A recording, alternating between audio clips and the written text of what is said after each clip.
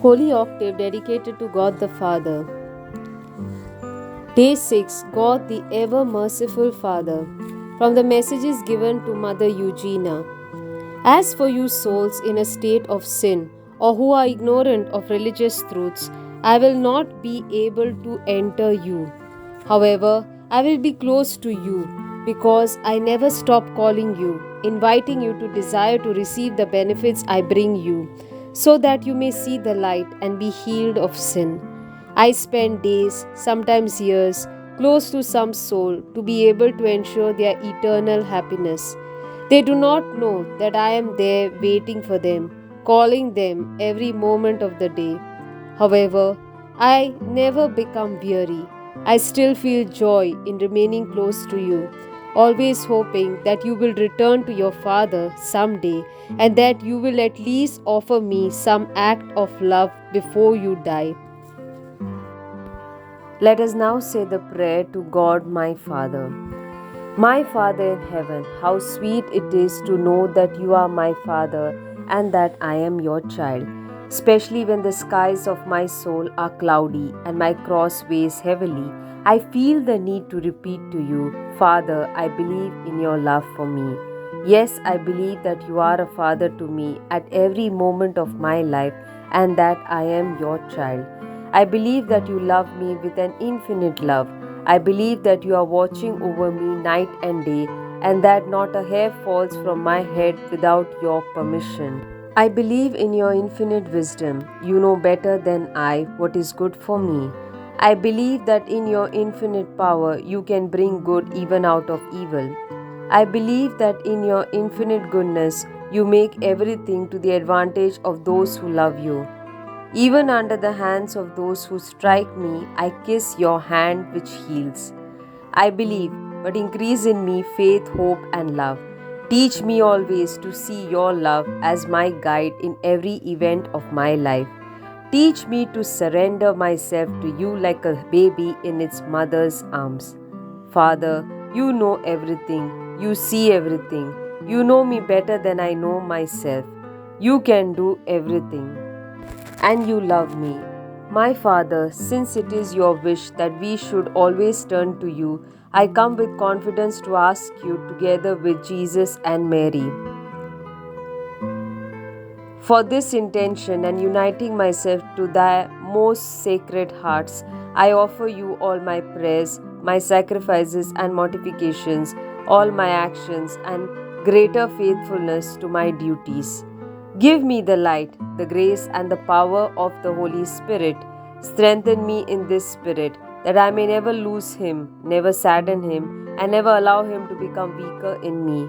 My Father, I ask this in the name of Jesus, your Son. And O my Lord Jesus, open your heart and place in it my own, and together with Mary, offer it to our Divine Father. Obtain for me the grace that I need. Divine Father, call all men to yourself. Let all the world proclaim your fatherly goodness and your divine mercy. Be a tender Father to me and protect me wherever I am, like the apple of your eye. Make me always a worthy daughter. Have mercy on me.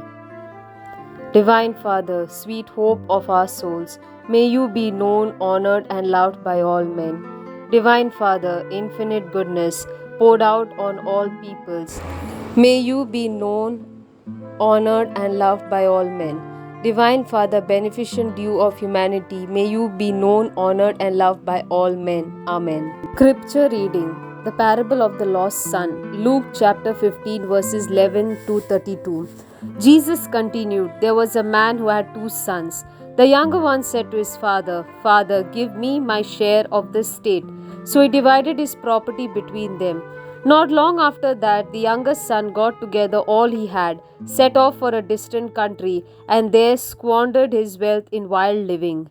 After he had spent everything, there was a severe famine in that whole country, and he began to be in real need. So he went and hired himself out to a citizen of that country, who sent him to his fields to feed pigs. He longed to fill his stomach with the pods that the pigs were eating, but no one gave him anything. When he came to his senses, he said, How many of my father's hired servants have food to spare, and here I am starving to death?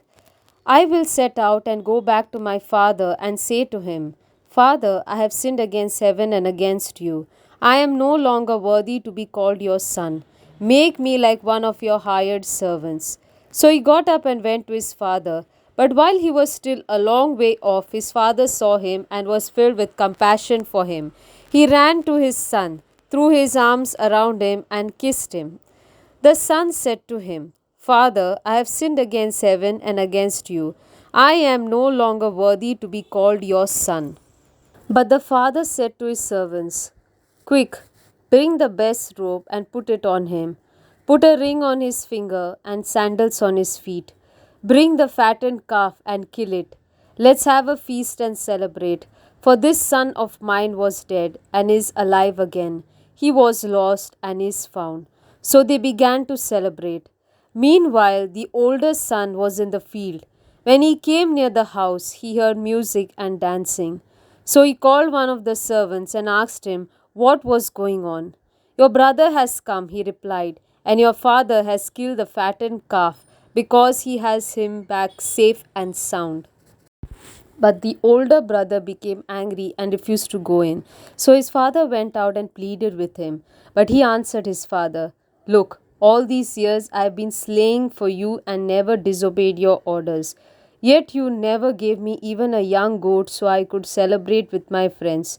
But when this son of yours, who has squandered your property with prostitutes, comes home, you kill the fattened calf for him? My son, the father said, you are always with me, and everything I have is yours. But we had to celebrate and be glad, because this brother of yours was dead and is alive again. He was lost and is found. Let us spend a few moments in silence and ponder on this reading. Who do I represent? Am I the older son who goes out and wastes all the gifts that God has given me? And then I realize my mistake, but I refuse to come to the Father, or do I choose to come to the Father? Or am I like the older son who does everything for the Father but does not feel the love and care of the Father? And he is not happy when the sinner converts, when his own brothers change their life and return back to the Father. Who do I represent? How do I use the gifts and talents that God has given me? Do I misuse God's mercy and love towards me? Do I understand God's love and mercy towards me?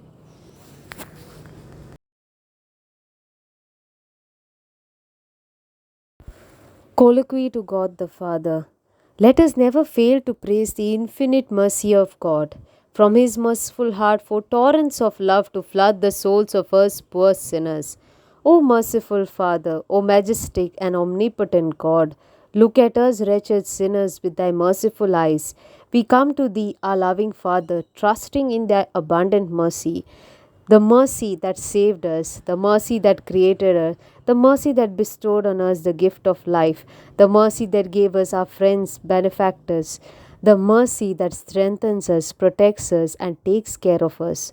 O kind Father, we have offended Thee ever so often, but now we are repentant, humbly kneeling before Thee. Forgive us our sins, and we beg Thee to be our Father in heaven. May Thy kingdom come in our hearts. May Thy mercy reign in our lives. Be gracious to us, we plead.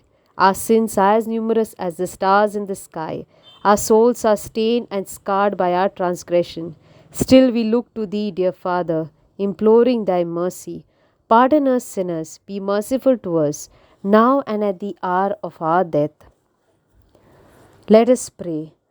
Almighty Father, who makes all things good and useful to those who love you, fill our hearts with everlasting love for you, so that the thoughts you give us, the reflections that you bring to our hearts, will endure. Father, guide of the youth, have mercy on us. Father, friend of children, have mercy on us. Father, freedom of slaves, have mercy on us. Father, light of those who are in darkness, have mercy on us. We make this prayer to Christ our Lord. Amen.